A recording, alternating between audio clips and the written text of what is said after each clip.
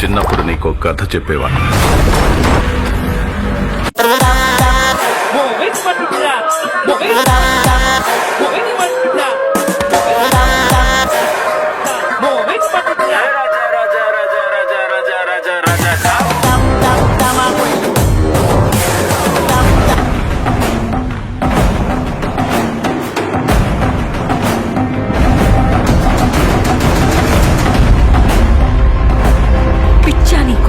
ఆ దయ్యం జోలికి వెళ్ళిన వాళ్ళెవ్వరూ తిరిగి రాలేదు. You can't see her twice.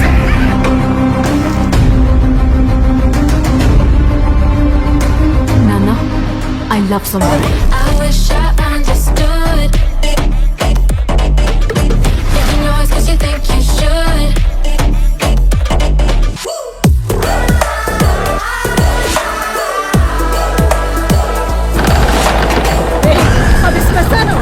లోపలికి వెళ్ళిన వస్తావా కానీ బయటకు వస్తాడు.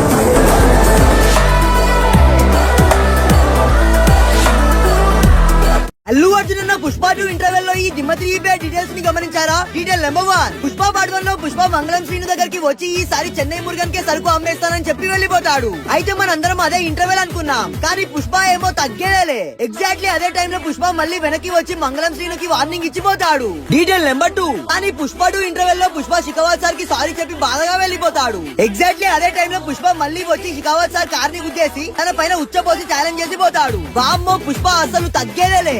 ఎప్పుడైనా సరే పుష్ప వస్తాడు, ఇలా కొట్టిపోతాడు. ఈ మూవీలో మీ ఫేవరెట్ సీన్ ఏంటో చెప్పండి ఫ్రెండ్స్. ప్రభాస్ అన్న సలార్ పార్ట్ 2 నుంచి దిమ్మ 3 అప్డేట్ అయితే బయటకు వచ్చింది భయ్యా. వామ్మో, ప్రభాస్ అన్నకి ఇంకా తిరుగులేదని చెప్పాలి.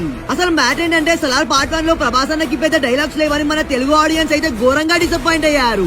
ఈ మూవీలో కాటేరమ్మ ఫైట్ సీన్ కి థియేటర్లు అన్ని ఎలా షేక్ అయ్యాయో మనందరికీ తెలిసిందే. అయితే రీసెంట్ గా లిఖితా నీల్ అంటే ప్రశాంత్ నీల్ గారి వైఫ్ ఒక ఇంటర్వ్యూలో సలార్ క్లైమాక్స్ లో మీరు ఒక టనల్ ఫైట్ సీన్ చూశారు కదా, అది కాటేరమ్మ ఫైట్ కన్నా 10 times బిగ్గర్ ఉంటది అని అన్నారు. ఇంకా రీసెంట్ గానే ప్రభాస్ అన్న ఈ మూవీ షూటింగ్ లో జాయిన్ అయ్యాడు. ఇది వినగానే ఫ్యాన్స్ అయితే పూనకాలతో తోగిపోతున్నారు. సలార్ పార్ట్ 2 కోసం ఎంతమంది వెయిట్ చేస్తున్నారో చెప్పండి ఫ్రెండ్స్.